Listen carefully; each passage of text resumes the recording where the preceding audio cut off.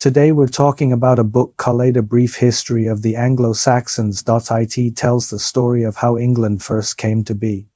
This period is like England's equivalent of China's Shi, Shang, and Zhou dynasties, its childhood years. But England's childhood happened much later, roughly from the end of China's Eastern Jin dynasty to the middle of the Northern Song dynasty.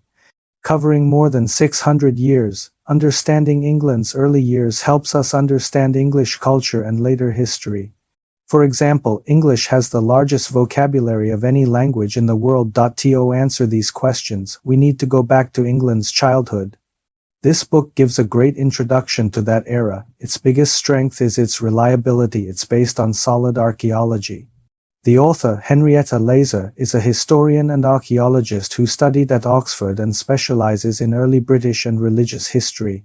She later became a full-time history writer. Now, with those two questions in mind, we'll look at how England was born and explore two key features of its ancient past. Part 1. Why English has so many words and why kings never got too powerful. To answer that, we need to trace England's early history.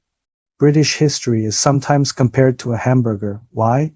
Because a hamburger is made of layers. You bite into it and taste the bread, the meat, the veggies, and the sauce all at once. Different ingredients, but they make one whole. British culture is exactly like that. The first people to live on the land that is now Britain were the Britons or Brythons. Around 500 BC, roughly the late spring and autumn period in China, they came to an island off northwest Europe, later called Britain. Their culture became the bottom layer of the British civilization burger. Modern Britain includes several territories, but we'll focus on the biggest island, Britain itself. It's only about 200,000 square kilometers smaller than China's Hunan province, but it had many tribes. For any civilization to survive, it needs strong political organization, otherwise it gets wiped out. The island needed someone to unite the tribes, but no single tribe was strong enough. For centuries, Britain stayed divided, like a mosaic. So when did it start to unite? That had to be done by outsiders. About 500 years after the Britons arrived, a powerful invader came across the sea, the Romans. Rome was at its peak, expanding everywhere. Around the time of China's Eastern Han dynasty, Britain became a Roman province called Britannia. The Romans were tough fighters, but there were too many tribes on the island. In the end, they only conquered the middle and southern parts, not the whole island. What did they bring? They brought Roman culture to this wild, remote place that added another layer to the British burger. We can still see Roman influence. For example, the English alphabet comes from Latin, the Roman language. But an even deeper impact was that the Romans split the island in two. The middle and south, which they ruled, later became England. The northern highlands, which they never conquered, became Scotland. To defend their territory, the Romans built two walls. You can still see their remains if you visit Britain today. Even though England and Scotland are next to each other, they started to drift apart from Roman times. For instance, Scottish Gaelic is closer to the island's older languages, while English would go through many more changes. Why? Because the south is flat and open to invaders, so locals often fled north. Over time, Scotland kept more ancient traits, while England became more of that burger mixture. That's why you still hear calls for Scottish independence. They have deep historical roots. Now let's focus on the Middle and South England. The Romans gave England a formal unity, but what does that mean? They didn't leave many troops behind, mostly just to guard the walls against northerners. So how did they rule? They used local chiefs, client kings who promised loyalty to Rome but kept real power. England remained fragmented. It never truly merged. That kind of rule couldn't last. About 300 years later, the Roman Empire started to collapse. Barbarians attacked the heartland. And Roman troops left Britain either to defend the capital or to take advantage of the chaos. By the early 5th century, China's northern and southern dynasties, Britain was no longer a Roman province. Without the Romans, the northerners immediately raided the south. The Britons begged Rome for help, but Rome was too busy. So they asked their neighbors for assistance. But those neighbors saw that Britain was rich and the people were weak, so they came in groups to take over. The main ones were the Angles and the Saxons. The Angles took the north of England, the Saxons took the south. The Britons fled to the western and northern hills, now Wales and Scotland. That added a third layer to the English burger, the Anglo-Saxon layer. The wording land itself comes from Angle, it means land of the Angles. It's still used today, showing how deep their influence runs. What did they bring? Part 2, the rise of kingdoms and the fight for unity. The Angles and Saxons gave England its most important gift, many small kingdoms. You might ask, how does that help unity? In those days, kingship was a big step forward. Today we might think of kings as tyrants. But compared to tribal chiefs, a king could mobilize resources more efficiently and create strong local power which helped bring people together. Even though they created several kingdoms, they effectively merged smaller tribes into bigger units. Then those units could compete for control of England. So in a real sense, English history begins with the Anglo-Saxons. You can compare this to China's spring and autumn and warring states periods. In spring and autumn there were many states. In warring states there were 7 major powers. Around the early Tang dynasty in China, England also had 7 major kingdoms, a period called the Heptarchy. The TV show Game of Thrones borrowed this 7 kingdom idea from English history. This period is fascinating, especially when compared to China's 7 warring states. In China, Wei rose first through reforms, but it was surrounded by enemies Qi, Qin, Han and Zhao, so it tired itself out defending borders. In England, the central kingdom was Mercia.it nearly conquered all of England. But because it was surrounded by other powers and sometimes outside interference, it eventually declined. So which kingdom finally united England? In China, it was Qin in the west. In England, it was Wessex, also in the west. Of course, the comparison isn't perfect. But geographically, being on the edge gives an advantage. You don't have to fight on multiple fronts. When weak, you can hide and build strength. When strong, you can focus your attack in one direction. Now you might remember that in China's warring states period, there were also northern nomadic threats. England had the same, the Vikings. The Vikings were Scandinavian traders and pirates who affected European history, especially English history, from the 8th to the 11th centuries. As we saw, when a region is divided into small states, it's easy for stronger outsiders to attack. Britain was close to the Vikings and couldn't organize a proper defense.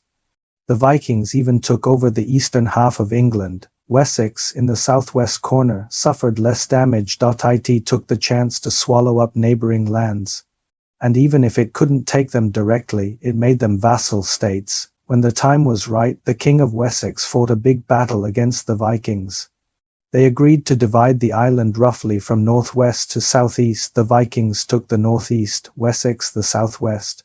But Wessex wasn't satisfied. It kept gathering strength, and by the 10th century it had conquered the other 6 kingdoms and pushed back the Vikings. The King of Wessex became King of the English. Still, Wessex didn't have good tools to integrate the country. Local lords still ruled their own areas. When external threats came, the king couldn't rally enough forces. In the early 11th century, England fell to the Vikings again.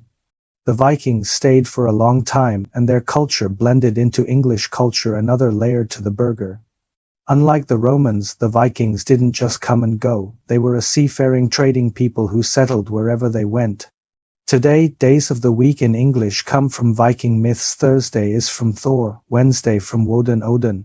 Besides these cultural marks, the Vikings also caused one huge indirect event, the Norman conquest of 1066. In the 10th century, a group of Vikings settled in northern France. The French called them Normans, meaning Northmen. They absorbed French culture. And a century later, they crossed the English Channel, overthrew the Wessex dynasty, and set up the Norman dynasty, starting centuries of French influence on England.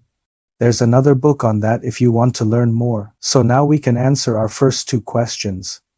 English is so rich because British culture is like a hamburger, layers of Britons, Romans, Anglo-Saxons, Vikings, and Normans. And kings were weak because the Anglo-Saxons created small kingdoms that fought each other. And even when Wessex united the map, it never built strong local control. So the kingdom was always fragile. But wait, these layers were just stacked. What glued them together into one England? Part 3. Christianity, the glue that held England together. The most important spiritual force in forming England was Christianity. First, Christianity helped unify English culture. England's early history is really the story of Christianity coming in and becoming local. Christianity had been brought by the Romans, but the native Britons saw it as foreign and rejected it. When the Romans left, Christianity faded. Then the Anglo-Saxons came with their pagan gods Thor, Woden, and others which warriors liked because they thought it brought victory in battle.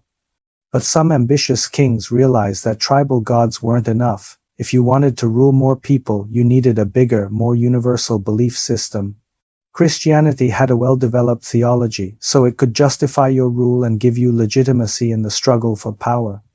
At the same time, the church in Rome was also interested. There's a famous story about a devout Christian named Gregory. One day he saw some handsome boys being sold as slaves in Rome. He learned they were from Britain and were pagans. He said, "They have angelic faces. Such people should be children of angels in heaven." He wanted to convert them. Years later, when Gregory became pope, he sent missionaries to Britain and urged churches in France and elsewhere to help spread the gospel northward. Of course, conversion wasn't smooth. Some kingdoms stuck to their old gods, and different Christian groups argued or even fought. But with Rome's backing, missionaries' work, and kings' self-interest, England became part of the wider Christian world.